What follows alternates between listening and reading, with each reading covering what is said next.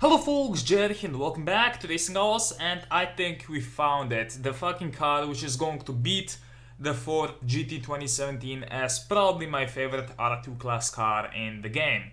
So this is Dom's Ice Charger, and it was released around a week ago as part of the Fate of the Furious crate, and I was not expecting this to be as good as it is, but anyways, let's go to the maxed setup. So I did actually buy this card, got it for 15 bucks, which as it turns out was not a bad deal at all, and God, I really do like this card. I was not expecting to be a huge fan of any of the Fate of the Furious cars, but I'm going to show you how this card runs, because that's really, the main, I guess, plus of it. So there you go.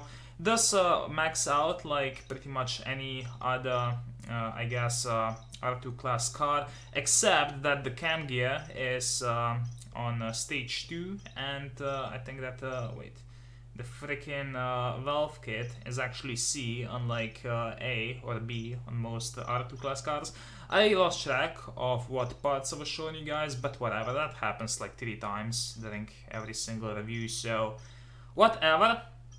But yeah, this guy is still quite expensive, even though like you can actually win now from the bots. You can actually win it if you're lucky, but from what I've heard, it's actually quite impossible to beat Dom's Ice Charger in a bot race, so keep that in mind. It will show up in the 68 lobby on occasions, but it will have to challenge you in order, for you to actually take the car.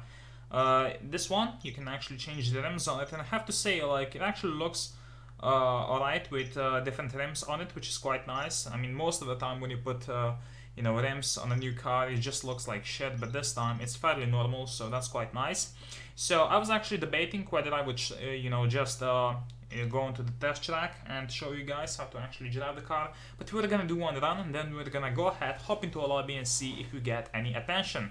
So the way to actually drive this car is quite easy, which is the reason why I like it so much. There you go. Messed up gear there, not the gear, but grinded the wall, and we got an okay time. So pretty much the release is as soon as the first light comes on, so it's quite similar, I guess, to the NSX RR, I guess. So very early first light, pretty much release as the first light comes on, and then the shifts I'm not exactly sure. Now I had a garbage time there because I slammed the wall on the first gear, but pretty much I do tend to shift at from 6800 to 7200. It appears to be all pretty much the same, so I just shifted 7k, and I don't know, judging from the way this car drives, it's completely possible that it's go shiftable and can be even faster. Not exactly sure about that, did not do my research, but what I have to say is that this car is fucking amazing. So it might be just as good as the 2017 Ford GT, which was previously probably my favorite car in the game. So we do get challenged immediately, probably by a Focus RSRE. Okay, it's a GT spec. I mean, thank you for the free run. I appreciate that. There you go. But yeah, this is just a really nice car, and wow, probably one of my favorites. Messed that up. Oopsie. I mean, we're still going to dominate because it's R2 versus, normal R-Class. So I missed the launch there. You can still get, like, a mid 6.8, which is not bad. Checking the race results, whatever. This is something that you have to put up with if you go into a normal lobby. But, for the sake of, actually including myself in the Racing Hours community, we're gonna fucking go here and race some other people. So maybe you can even get a 6.7 if you mess up the launch, which would just be like mind-blowingly good. So 84.4 engine damage praise, which is actually quite low for R2 class. So there is that. I mean, we're probably going to get challenged by like the Focus RSRE who wants pinks. I mean, I'm not going to pink select the card because it's still quite valuable. Like I've said, I got mine for the 15 bucks, but that's because, the guy knew me and was like, you wanna, get for cheaper, so I did that. And obviously the prices will go down, but this is pretty much going to be quite similar to the 2017 GT in terms of the pricing as well. At least I believe so, so it's going to stay quite valuable for a long time. In like half a year, maybe you can pick up one for $8, but for now, I don't think that's going to be the case. at all. So, I mean, pretty much if I challenge the M3 G2s or the RS REs, we're going to get raised to pings. So perhaps we're going to go ahead and, you know, just refresh lobbies. There's a tip: if you're an actual girl, don't put that in your fucking name, because like it's so obvious that it's a fucking 13-year-old horny boy. Fucking, oh, he knows me, so this is going to get awkward if he's watching this. But like, girls don't, you know, point out the fact that they're girls. Just fucking stupid. Okay. Not like I should really give a shit. Anyway, so that was kind of off topic. Let's raise the Veneno, excuse me. Ooh, that's a nice looking one as well. Mine obviously does have stock rims, did not put any, I guess, premium custom parts on it because, you know, it was already expensive enough as it was, and then obviously I had to max it out. It took a few days.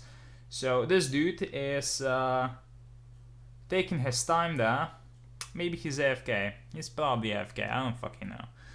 But what I do know is that we wasted 30 seconds of our lives, and, you know, now I'm going to complain about, you know, going into the normal lobby, even though, you know, like, it was my choice, so fuck it. Okay, we can still say hey. Hey, lol, okay.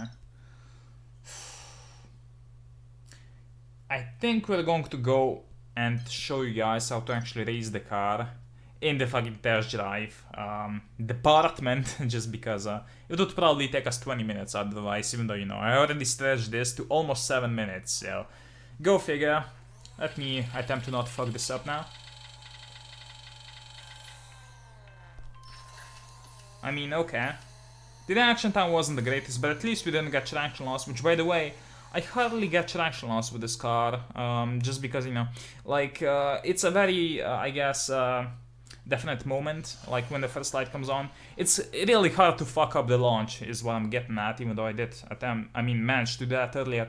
This would be a 6.6, so this is around as fast as the Focus RSRE, which, by the way, is quite fast for R2 class, so I was really expecting this car to not be as good as it is.